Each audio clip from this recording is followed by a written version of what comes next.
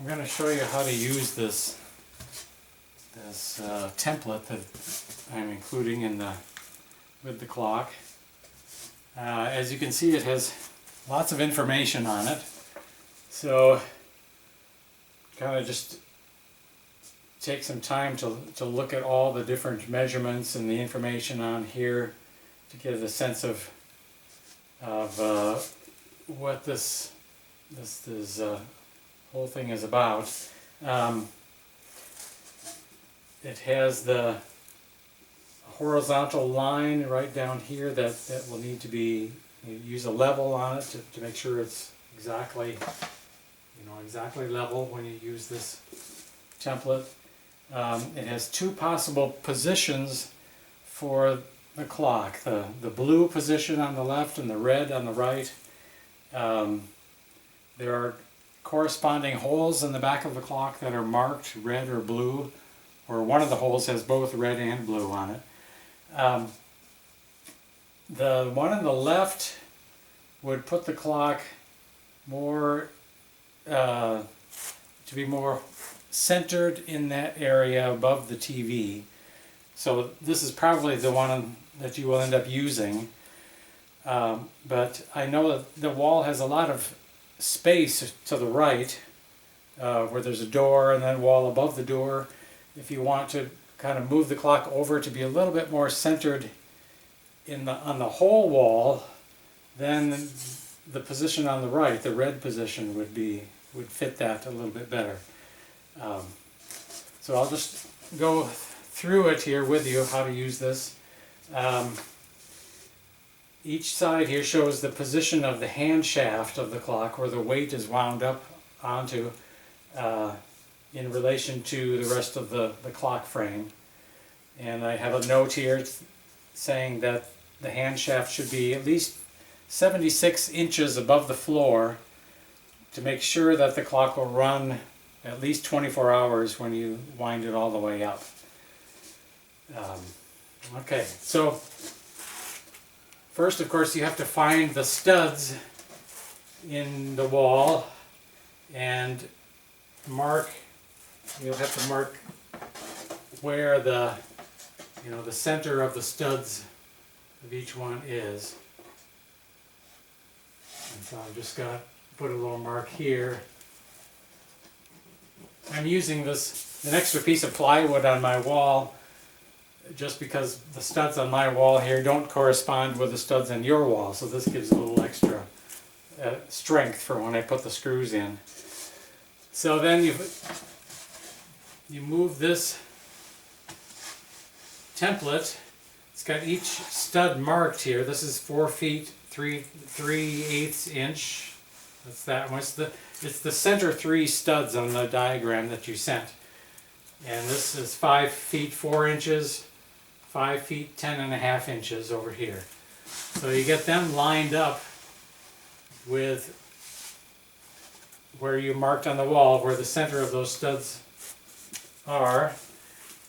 Then use your level to make sure this line here is exactly horizontal.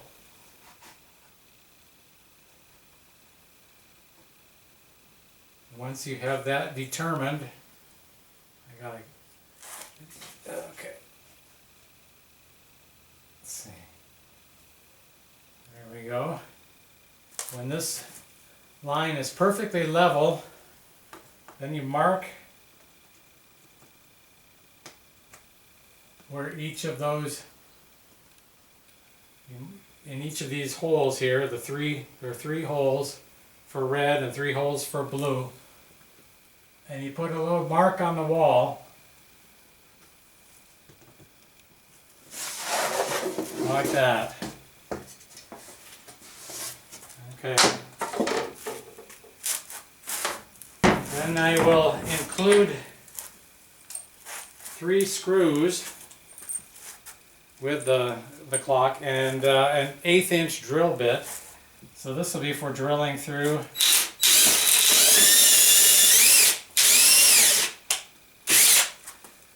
into each one of the studs. So you told me they're steel studs, so I think this this 1/8 inch bit would be a good one to put a starter hole through each stud.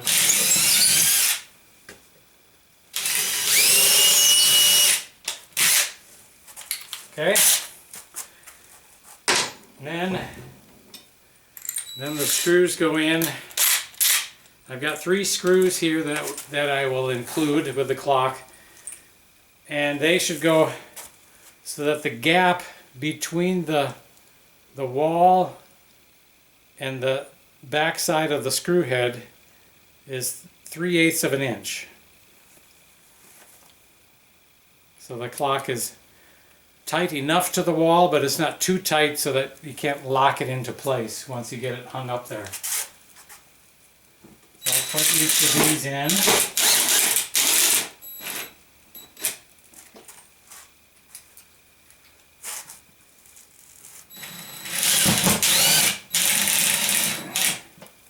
I'm just eyeballing that gap now. I'm not actually measuring it.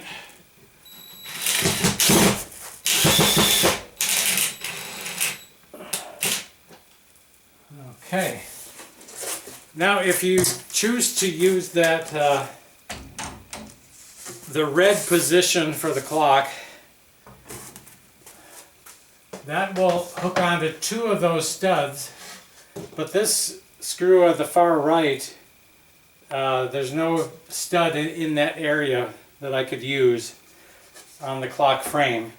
So then you'll have to use an anchor like this one. I'll include this too, a sheetrock anchor.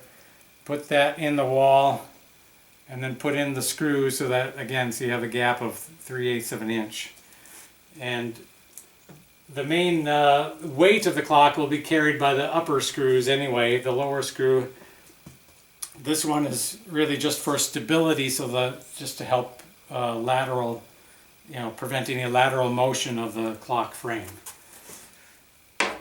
All right, so I've got the clock right here ready to put up on the wall.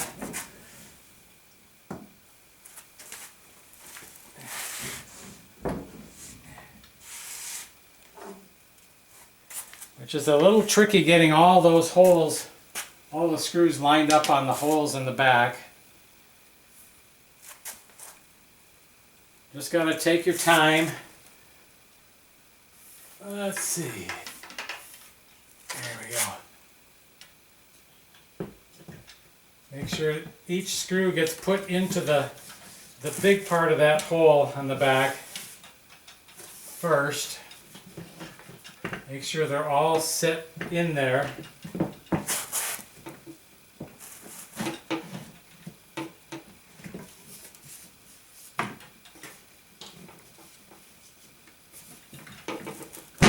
You might have to, push on it some and kind of move it a little to make sure all 3 screws go into the hole, and then the whole clock comes down like that. You can see how I locked it down, made sure it's all locked into place. When you look at the holes in the back of the frame, you'll see how they're shaped. The screw goes in, then the frame comes down to lock it into the hole.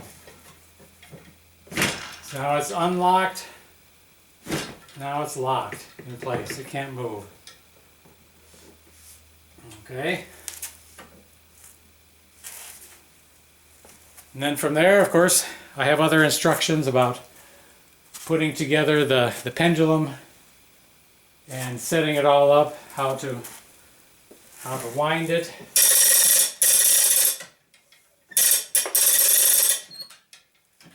How to adjust the pendulum, setting the hands and so forth. And now the clock is ready to run.